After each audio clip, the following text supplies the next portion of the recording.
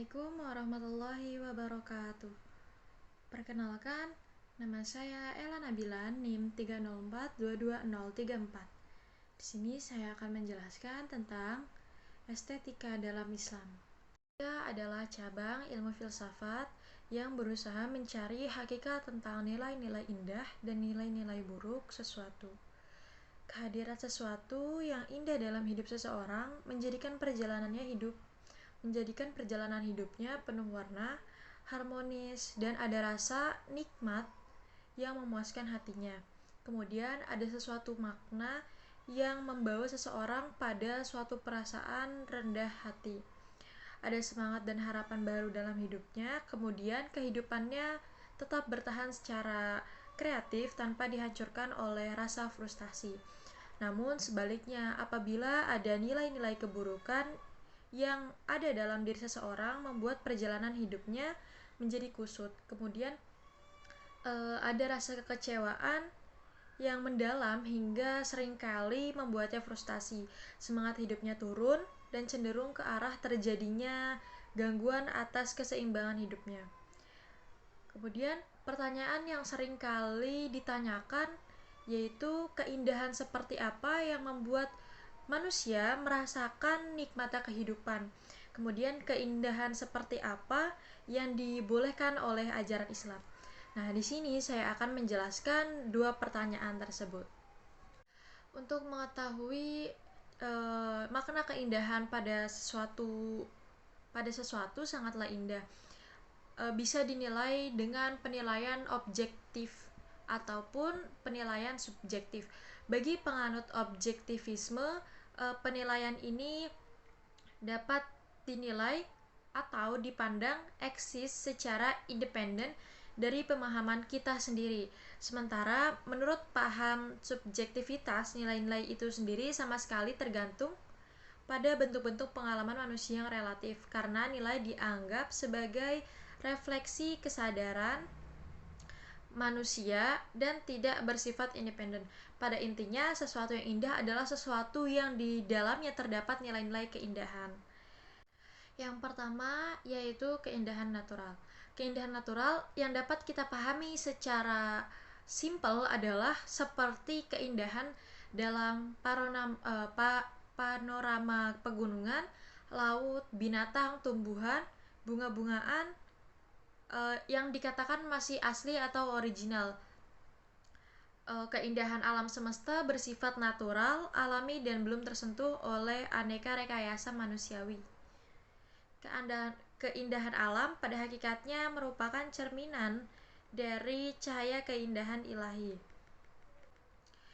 Di sebuah hadis disebutkan bahwa Tuhan adalah Maha Indah, Al-Jamil, dan menyukai yang indah-indah.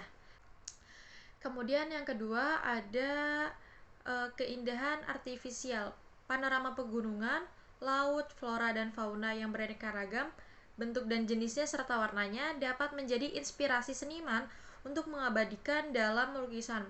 Hasil karya cipta dalam kanvas yang meniru realita alam inilah artifisial. Jadi keindahan artifisial adalah yang dituangkan dalam kanvas oleh para seniman, seperti dalam lukisan pegunungan atau bunga-bungaan atau tumbuh-tumbuhan ataupun binatang. Banyak lukisan abstrak yang bagi orang awam itu hanyalah coretan-coretan belaka. Namun bagi orang yang mengamati dan memahami lukisan tersebut itu memiliki nilai estetika, memiliki nilai keindahannya tersendiri. Keindahan artifisial hanya dapat dimengerti oleh seseorang melalui proses ketertiban, perasaan, dan penalaran terhadap proses dan hasil karya seni itu sendiri. Unsur-unsur seni atau keindahan. Yang pertama adalah objek. Objek suatu keindahan terdiri dari objek yang masih natural maupun artifisial. Kemudian demikian juga objek keindahan dapat berupa hal-hal yang bersifat fisik, material, jasadiah maupun yang metafisik, imaterial, dan batiniah. Objek metafisik adalah objek yang bersifat abstrak dan gaib.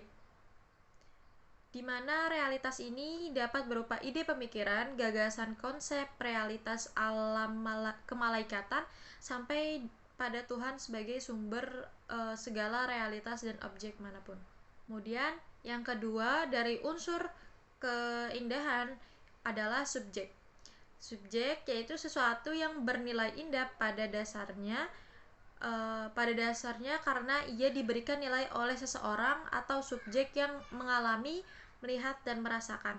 Bagi paham subjektivisme, nilai-nilai itu sama sekali bergantung pada bentuk-bentuk pengalaman manusia yang relatif, karena nilai dianggap sebagai refleksi kesadaran manusia dan tidak bersifat independen. Kemudian yang ketiga, dalam unsur keindahan atau estetik ada nilai, yakni sesuatu yang bisa dilihat itu harus dihubungkan dengan beberapa kualitas tertentu atau sesuatu nilai. Di antara nilai yang harus dipertimbangkan adalah nilai kebaikan atau nilai etis, kemudian nilai kebenaran atau nilai logis, nilai kebersihan, nilai kerapihan, nilai kegunaan atau manfaat atau nilai ekonomis, kemudian ada nilai keharmonisan atau keserasian, nilai kenikmatan, nilai kesenangan, kepuasan, nilai psikologis, kenangan dan keromantisan atau nilai historis. Dan yang terakhir, dan ada nilai kebersamaan, nilai psikologis, dan nilai metafisis, yaitu nilai secara spiritual dan transendental. Kemudian unsur dari nilai estetik yang keempat itu ada konteks. Suatu seni adalah indah atau tidak indah, baik atau tidak baik, tergantung pada sesuatu, ruang dan waktu, pada situasi yang tepat dan kondisi yang baik. Meletakkan seni harus disesuaikan dengan keadaan. Indahnya busana renang hanya dinilai tinggi pada waktu renang. Demikian pula busana pesta dinilai tinggi pada saat acara pesta sendiri. Meletakkan sesuatu karya seni tidak sesuai dengan konteksnya hanya akan menghilangkan nilai estetikanya. Kemudian dalam unsur estetika yang kelima adalah dampak. Seseorang akan merasakan keindahan yang hakiki pada sesuatu apabila efek dari sesuatu itu baik baginya, yaitu suatu nilai yang mampu mempengaruhi nilai yang lebih baik, membangkitkan dan memicu lahirnya sesuatu yang bersifat positif. Prinsip-prinsip Islam tentang seni. Yang pertama ada kebenaran, yang kedua ada kebaikan, yang ketiga ada keindahan. Kemudian ada contoh-contoh seni Islami. Yang pertama yaitu seni membaca Al-Quran. Yang kedua ada seni menulis huruf Arab atau kaligrafi. Yang ketiga ada seni rebana. Etika adalah nilai yang dilihat dari perbuatan seseorang. Sedangkan estetika adalah nilai yang dilihat dari keindahan pada sesuatu.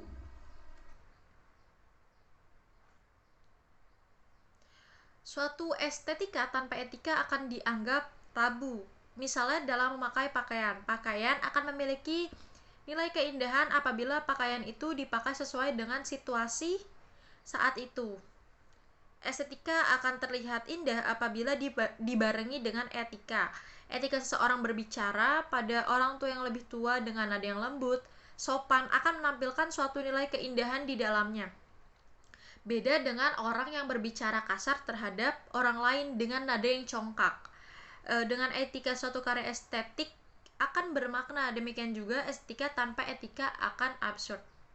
Manfaat mempelajari estetika. Yang pertama, untuk mengekspresikan nilai-nilai ketuhanan. Yang kedua, untuk mengetahui makna kehidupan yang sebenarnya.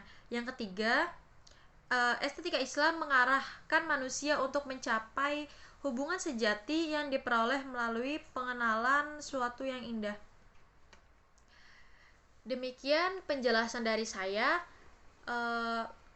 Terima kasih untuk teman-teman yang sudah mendengarkan. Mohon maaf bila ada kata-kata yang salah. Billahi taufiq wal hidayah. Wassalamualaikum warahmatullahi wabarakatuh.